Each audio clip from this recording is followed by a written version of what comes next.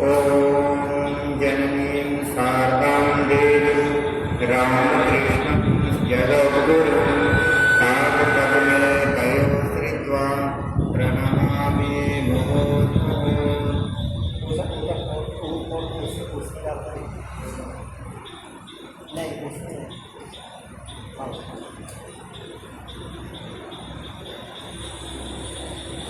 हम लोग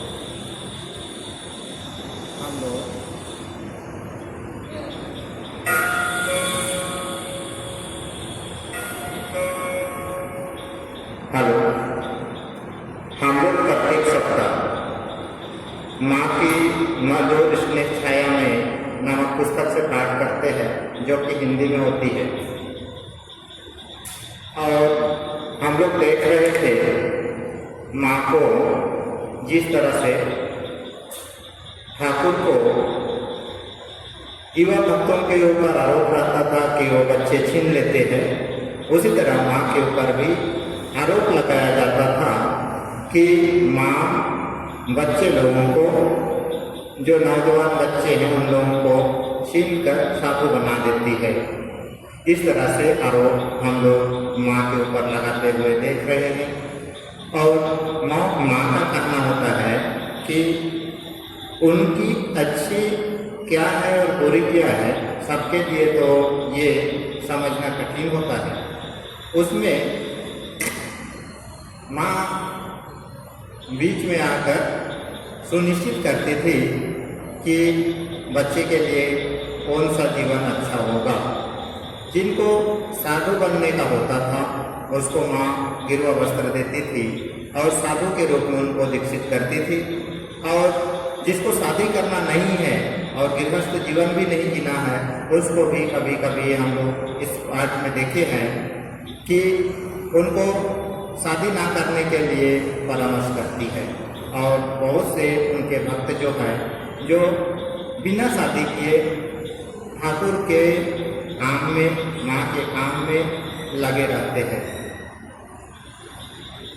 इसी तरह से हम लोग पिछले सप्ताह देखे थे कि एक धनी परिवार का लड़का जो असंगत में पढ़कर, बुरे लोगों के साथ पढ़कर बुरा व्यवहार करने लगा था, व्यभिचार करने लगा था, तो उनको माँ के पास आने के लिए किसी ने परामर्श किया। तो उनके पिताजी ने कहते हैं कि उनके पास भेजने से अच्छा है कि मैं उनके लिए, जो बच्चा खराब हो गया है, उनके लिए यथा धन रख दूँ और वहाँ नहीं भेजूँ। इस तरह का भी मानसिकता हमारे माता पिता के ऊपर देखा जाता है, जो माँ के सामने, माँ के जीवन काल में भी ऐसा था। आज भी हम लोग इस तरह की घटनाएं देखते हैं। बहुत सारे साधु अभी हमारे संग में है, जो हमारे संग में नहीं है, जो आना चाहते थे, जिसका यहाँ पर आमंत्रण नहीं हुआ। उन लोगों में से बहुत से माता पिता ऐसे हैं जो ज्वाइनिंग करने के लिए आया है और उसको पकड़ के लेके चले गए। और एक समय हुआ कि उनका उम्र ज़्यादा हो गया, तो फिर उनका यहाँ पर ज्वाइनिंग नहीं हो सका। ऐसे लोग भी हमारे आश्रम में अभी मिलते हैं, देखने सुनने को पाया जाता है। तो उस समय भी माँ के जीवन काल में भी है और इस समय भी है। तो इसी तरह का घटना हम लोग यहाँ पर पिछले सप्ताह पढ़ चुके थे और आज हम लोग इनका पाठ करेंगे आगे। माँ के यहाँ भक्त महिलाओं का आगमन। माँ के पास सभी स्त्री पुरुष भक्तों का आना वर्जित नहीं था, सभी लोग आ सकते थे और माँ से उतना ही प्रेम पाते थे जिस तरह से एक माता पिता अपने बच्चे को प्यार करती है। प्रत्येक स्थिति में माँ उनको पुत्रवत प्यार करती थी। उसके बारे में यहाँ पर बोल रहे हैं कि महिलाओं और पुरुषों किसी को भी आने से वर्जित नहीं था, सभी लोग माँ का दर्शन कर सकते थे। माँ के घर में केवल पुरुषों का ही आना जाना होता है, ऐसी बात नहीं, महिलाएं भी आया जाया करती है। सभी उम्र की महिलाएं तरुणी युवती, प्रौढ़ा वृद्धा, उनमें अधिकांश ही संभ्रांत परिवार की है। सुंदर शिक्षित, कुमारी, साधवा, विधवा, सभी प्रकार की महिलाएं उस समय के पर्दाशील और बूढ़ियों को पकड़े रहने वाले समाज को यह आचरण असह्य लगता, क्योंकि उनकी दृष्टि में यह आचरण वर्णाश्रम के विरुद्ध और समाज में उच्च श्रृंखला को प्रश्रय देने वाला था। माँ भी अत्यंत सावधान रहती, जिससे किसी के मन में आघात न लगे या किसी प्रकार की सामाजिक या पारिवारिक झंझट न उठ खड़ा हो। किंतु उनके स्नेह का आकर्षण ऐसा है जो मनुष्य को सभी प्रकार की श्रृंखलाओं से मुक्त कर देता है। जिसने एक बार भी उस स्नेह मृत का रसास्वादन कर चुका है, जो माँ के सानिध्य में आ चुके हैं, उसे और बांध कर नहीं रखा जा सकता। घर में और बाहर आपत्ति और विपत्ति आती अवश्य है, पर जो लोग सचमुच प्रेमी है उन्हें कोई बाधा रोक नहीं सकती। माँ की कृपा से सारे विघ्न दूर हो जाते हैं और पथ प्रशस्त हो जाता है। इस प्रकार धीरे धीरे जाने अनजाने माँ का प्रभाव नवीन मनुष्य, नवीन समाज, नवीन आचार व्यवहार की रचना कर आगामी विश्व बंधुत्व का बीज बो रहा था तथा वसुधैव कुटुंबकम की नींव रख रहा था। नर नारी नवजीवन की चेतना का हर्ष से उत्फुल्ल हो रहे थे। हम लोग देखते हैं कि संघ की जननी के रूप में माँ ही है, माँ ही ये संघ की जननी है, ऐसा हम लोग देखते हैं। नवीन संघ की स्थापना के लिए माँ का कितना बड़ा योगदान है, ये लोग हम लोग पुस्तक से पढ़कर, साधुओं से सुनकर हम लोग जानते हैं। आरामबाग के वकील मनिंद्र बाबू ठाकुर के विशेष भक्त हैं। विद्यार्थी जीवन में कथामृत के रचयिता मास्टर महाशय महेंद्र नाथ गुप्त, जिसको पूरा नाम है, तो सानिध्य प्राप्त कर धन्य हुए हैं। उनके विशेष स्नेह भजन एवं विश्वास पात्र रहे हैं। उन्होंने श्री रामकृष्ण कथामृत हिंदी में जो श्री रामकृष्ण वचनामृत है उसके तृतीय भाग की पांडुलिपि लिपिबद्ध की है। मास्टर महाशय अच्छी तरह परख कर अति योग्य व्यक्ति को ही यह गुरुभार दिया करते। यहाँ पर ठाकुर को भी देखते हैं कि वो योग्य व्यक्ति को ही इस काम में नियुक्त करते हैं। उसी तरह मास्टर महाशय के पास भी ये परखने का योग्यता थी, जो परख कर उस काम के लिए उस लड़के को रखा जाता है। काम भी बहुत कठिन और दायित्वपूर्ण था। मास्टर महाशय भगवत भाव तन्मय नेत्रों से मानो सभी पुराने दृश्यों को प्रत्यक्ष देख रहे हैं और बोलते जा रहे हैं।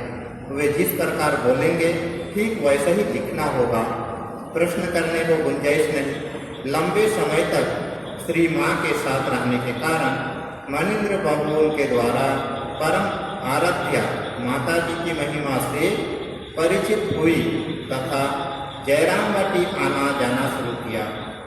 आरामबाग से एक कोस पश्चिम वायुग्राम में उनका पुश्तैनी मकान है। गांव के जमींदार है, सम्मानित सम्राट परिवार में जन्मे हैं और फिर वकील भी हैं। अतएव इस क्षेत्र में सभी उनसे सुपरिचित हैं। जयरामवाटी उनके गांव से लगभग 6 कोस मात्र है, इसलिए वहाँ के लोग भी उन्हें जानते हैं, उनका सम्मान करते हैं। लड़के के मुख से माता जी के बारे में सुन मनी बाबू की माँ उनके दर्शन करने एक बार जयरामवाटी गई। दर्शन करके माँ की स्नेह कृपा पाकर मनिंद्र बाबू की माँ विशेष रूप से उनके आकर्षण में पड़ गई। उनका संसार के प्रति आकर्षण कम होने लगा। उनका अपना बहुत बड़ा संसार है। पुत्र, पुत्रवधू, विधवा पुत्री, नाती नातिन और चाकर, स्वजन संबंधी, अतिथि अभ्यागत, घर में भगवान की पूजा अर्चना, यह सब उन सभी कामों में वे ही घर की करता माना गया है, उस रूप में उसको जाना जाता है। ऐसा सुंदर संसार वही चलाती है, पक्की गृहिणी है, सबके मुख पर उसकी दक्षता के लिए प्रशंसा के शब्द हैं। माँ का स्नेह प्राप्त कर संसार के प्रति उनका आकर्षण दिनों दिन कम होने लगा तथा वे बार बार माँ के पास आने जाने लगे।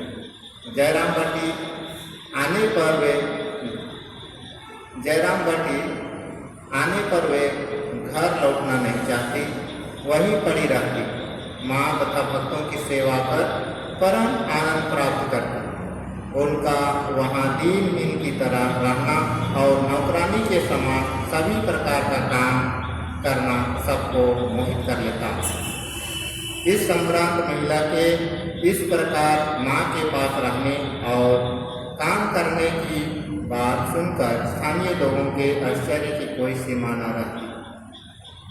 और हम लोग देखते हैं इस संसार में, जहाँ पर समाज में कि एक उच्च घर के लोग अगर यदि अच्छी आचरण करते हैं तो उनसे जो उनको आदर्श मानते हैं तो उसके अनुसरण करके वो योग्य बनने का प्रयास करते हैं। गीता में जैसे बोला है, यत् यत् अचरति श्रेष्ठा तत्तदेव तरोजना, यत् प्रमाणम कुरुते लोकः तदनुवर्तते। इस तरह का जो शब्द गीता में प्रयोग किया गया है, भगवान कृष्ण बोल रहे हैं। उसी तरह से यहाँ पर भी समाज में संभ्रांत लोग अगर यदि अच्छे आचरण करते हैं तो उनसे जो कम संभ्रांत हैं वो लोग उनका अनुसरण करते हैं और एक समाज सुरक्षित सुगठित बनी रहती है। इस तरह से माँ के जीवन में भी इस तरह की घटनाएं घटती रहती थी। घर गृहस्थी की दृष्टि से हो या जन्मदात्री माँ की सुख सुविधा का ख्याल करके हो, अपनी माँ का बारंबार जयराम भट्टी जाना और अधिक दिन तक वहाँ रहना पसंद नहीं करते थे। जो मनिंद्र बाबू है वो माँ को, अपनी माँ का वहाँ जाना उनके लिए उतना पसंद नहीं होता है। फिर भी क्योंकि मनिंद्र बाबू पहले माँ के पास नहीं गए, बाद में जाने के बाद उनका भी आकर्षण हो गया और माँ के पास वो भी जाने लगे थे। आज एक बार किसी भक्त संतान के साथ भेंट होने पर मनिंद्र बाबू की माँ ने उनके पास माता जी के निकट जाने की उत्कंठा प्रकट की थी और कहा था, मनी कहता है कि वह शीघ्र ही मुझे भिजवा देगा, यदि नहीं भिजवाएगा तो मैं स्वयं भागकर चली जाऊंगी। कभी कभी तो वे एक नौकरानी को साथ लेकर पैदल ही जयराम भट्टी चली आती। इसके थोड़े समय बाद ही वे परलोक सिधर गई। श्राद्ध आदि कर्म समाप्त होने पर मनी बाबू जयराम भट्टी आए और आश्रुपूर्ण नेत्रों से माता जी से बोले, माँ ने आपके पास आने का सोचकर सब ठीक ठाक कर लिया था, थैली में कपड़े भी रख लिए थे। इसी बीच वे अस्वस्थ हो गई और आना ना हुआ। थोड़ी ही दिनों के भीतर उनका शरीर चला गया। माता जी के नेत्र भी सजल हो उठे और वे कातर कंठ से खेद प्रकट करने लगी।